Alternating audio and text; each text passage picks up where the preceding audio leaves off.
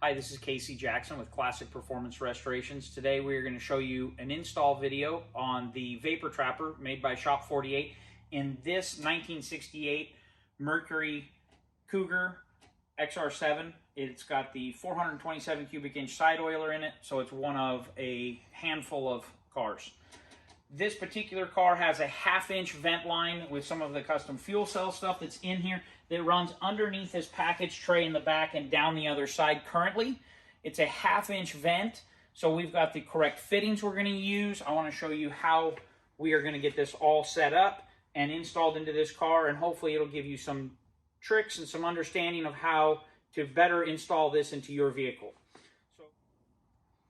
So we're going to be using these anodized aluminum fittings. This has the number 6 O-ring boss to a 1/2 inch hose barb end. And for install purposes on these, we always recommend some form of a lubricant, whether it's a dielectric grease. This is a little bit of a 3M silicone paste that we really like here in the shop. I'm going to go ahead and put a little bit of that on both of the threads.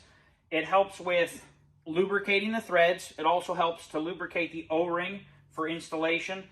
We're just going to thread them in on both sides. And what's nice about these, with them being the O-ring fitting, is you don't have to put Teflon tape on them or anything else like a hose or a pipe thread. It just makes it really simple. We're literally going to use this adjustable AN wrench for putting them together. They don't have to be torqued crazy. They just need to be nice and secure.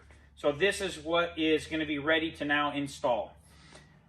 I'm going to measure, because the hose is already run, we need to take a section that is 10 inches out of the hose.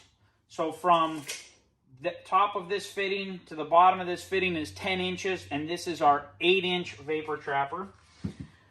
We have already set up in here where this hose comes down. You can see this is our 1/2 inch hose. We are going to mount it on this pinch weld on the rear. These are the inner fenders. We're going to go ahead and mount it right here, and then we'll cut a section 10 inches out of that hose for our install. All right, so now we've got our vapor trapper installed. We tighten the clamps up. That's ready. Now we want to go ahead and measure for our 10 inches of what we need to take off. Because this is an 8-inch vapor trapper, we need to take a total of 10 inches off from the inside edge of this fitting to the inside edge of this back fitting.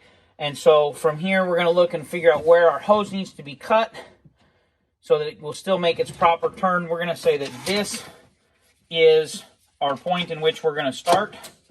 So I'm just going to cut it here, right? We'll take our tape measure,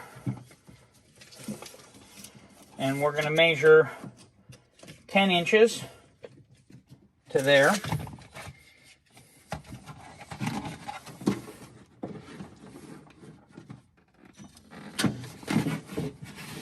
And that will make up our connection there and up above. We're going to use just standard worm drive hose clamps to make those connections. So we now have our vapor trapper installed. We've secured both ends of the hose with hose clamps. So the last thing I'm going to say in regards to the installation of this is we want to make sure that even though the vapor trapper is not mounted a whole lot lower than the extra tank that's in this, we've got the vent line running significantly higher than the fuel tank, which is going to ensure that we're not going to have any fuel slosh or liquid that's going to get into our vapor trapper. If you have any questions about the installation on this vehicle or for your vehicle, please reach out to us at classicperformancerestoration.com. We'll be happy to answer any questions or give you technical advice on your application.